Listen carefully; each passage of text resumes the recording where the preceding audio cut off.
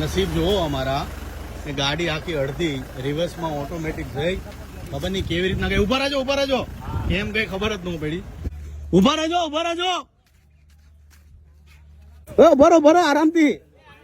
હા નસીબ તમે જુઓ કે ગાડી આખી આ જગ્યા પરથી આ ઓટોમેટિક ખબર નહીં કેમ ગઈ અને સીધી અહીંયા આ જાળીના હિસાબે બચી ગઈ. ગાડી જો હોય બધા સાઈડ પર આવજો, એક મિનિટ સાઈડ પર આવી જાઓ.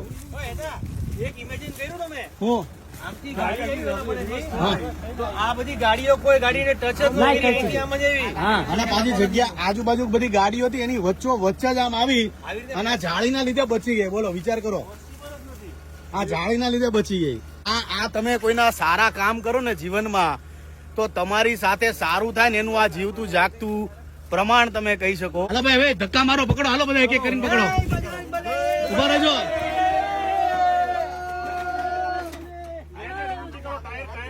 ટાયર ઊંચું કરો.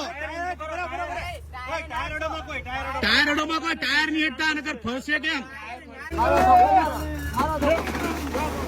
ગણપતિ બાપ્પા.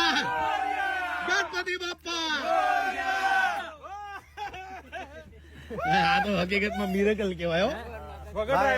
આ વગર ડ્રાઈવરે ગાડી આવી ગઈ ને પાછી આવી ગઈ અને પ્રેમથી કોઈને નડ્યા વગર અહીંયા આ જાળીની વચ્ચે ઘૂસી ગઈ. અને જો કદાચ આમ પડી જાય તો મોટું નુકસાન થાય એવી કોઈ વસ્તુ ન થાય. એટલે આ તો હનુમાન દાદાની કૃપા કહેવાય. બોલો બજરંગબલી મહારાજની. વિચાર કરો કેવી વસ્તુ થાય કે હું અહીંથી નીકળું છું અને એક્ઝેક્ટ અહીંયા આવીને ઉભો રહ્યો આમ મારી બાજુમાંથી. હવે કદાચ આમ હોત તો ગાડી માથે ચડી એક જ કે નહીં. અહીંથી સીધી આ કોઈ આની ગાડીને નહીં કોઈ આ પટ્ટા જો આ પટ્ટા દેખાય સીધું આમ ઘૂસી ગયું. બોલો એટલે આ હનુમાન દાદાની કૃપા છે ભાઈ. હનુમાન દાદો જેની હારે બેઠો હોય ને એનો વાળ વાકો નો થાય. જય બજરંગબલી.